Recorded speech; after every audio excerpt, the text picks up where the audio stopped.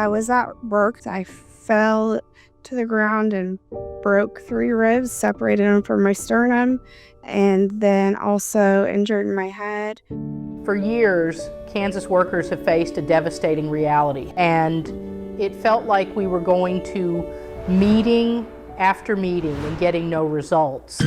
Push is on to fix what some call a flawed workers' comp law. I was baffled by reading the opponent testimony. Kansas Self-Insurers Association says that this is a reason for workers to not return to work. That's just not true. With her degree and her certification, she made anywhere between $70,000, $80,000 a year. But she'll get emails and phone calls to go travel, and they're offering anywhere from $80 to $120 an hour, and she's not able to do that. Instead, she was stuck with the cap of $100,000 for the rest of her life.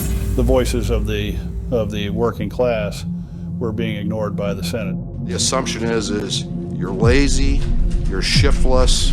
A workplace injury could mean financial ruin, and we needed to give these hardworking people a chance to stand up for themselves. The cap that they had was not going to take care of anyone. To be ignored bothered me.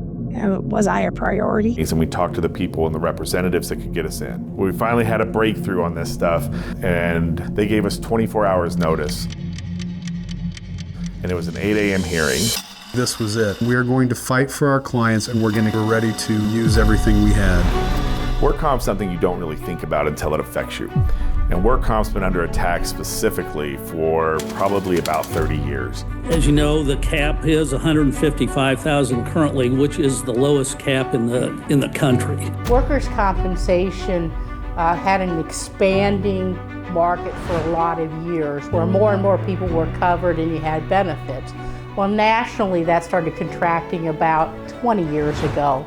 And Kansas had a contraction of the act in 2011. From our standpoint, it went way too far. The bill, which isn't making it out of committee, it appears, would reverse changes to the workers' compensation law made in 2011 and again last year. Some say its failure could result in the current law being thrown out by the state Supreme Court. It slashed benefits, it took people out of the system.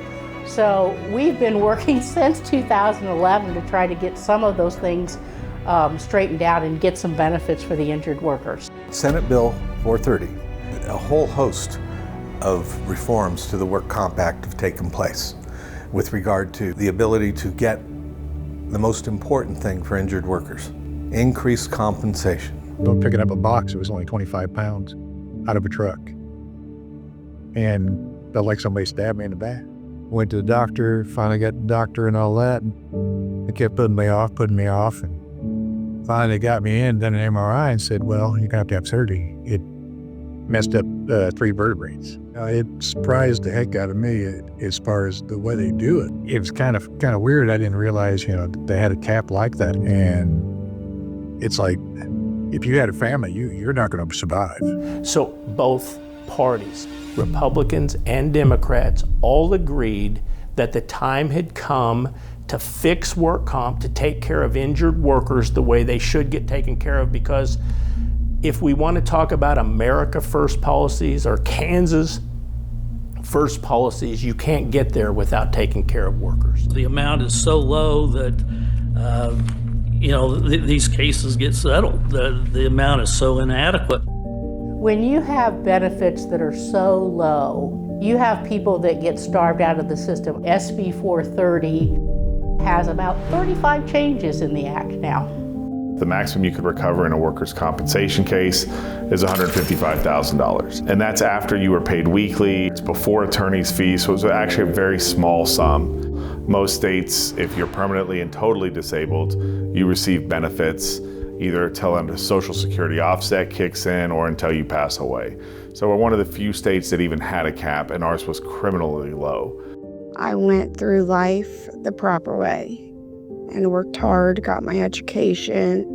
I wanted to be able to have a secure future for not only myself, but my son, my husband.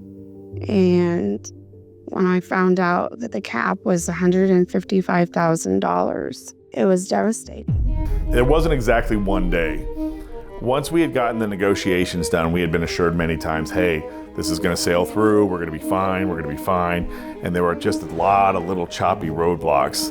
So when we got the call that we had a hearing in less than 48 hours, we sprang into action. So we get his testimony written, we have to submit it by the next day, which we did. And then I'd pick him up at 5:30 in the morning at his house, say, hey, jump in, man, we're going. Morning. Welcome to Senate Commerce Committee. By the time I had walked into the room, I mean, they had already, it was full.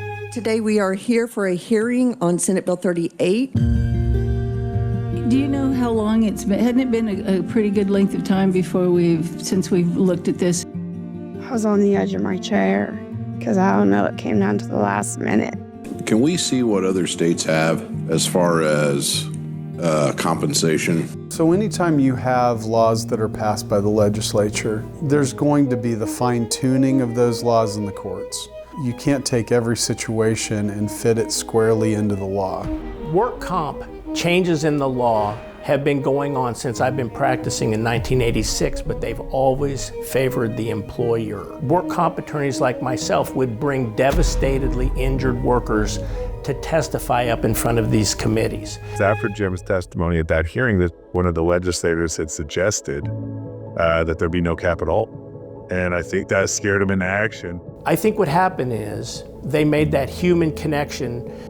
It wasn't just paper anymore. My name is Brian Wilhite. Because of my on-the-job injury, I now am severely impaired. This made these representatives recognize that there's humans that are in the crosshairs of bad policy making. I've had to come to terms with the fact that I may never work in my field again, and that I might not work at all. With the help of the KTLA, it makes it to where it's more of a 360-degree approach to practicing law.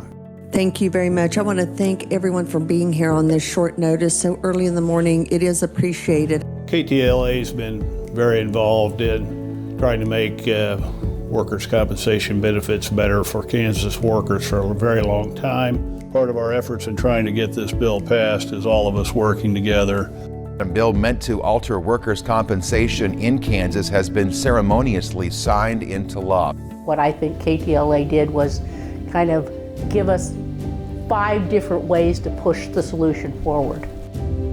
They now can get up to $400,000 for a permanent and total disability. And the bill came into effect July 1st of 2024. Governor Laura Kelly signed Senate Bill 430 today, dubbed the Enhanced Kansas Workers' Compensation Act, into law right there outside the State House this morning. The journey is the reward. This incredible passage of new law that will make work comp more workable. The benefits that have been increased are really going to do a lot of good for a lot of people. But after 3 years, they're all going to be raised with a cost of living increase that's built into the bill. So hopefully we don't have to have this argument again about caps and their sufficiency. We're one of the states with the lowest worker compensation payments in the country. This puts us up in the middle of the pack. KTLA has been an amazing organization. When they say they want to make a change, that means they want to make a change. And I just personally want to thank every single one of them for their hard work and their dedication.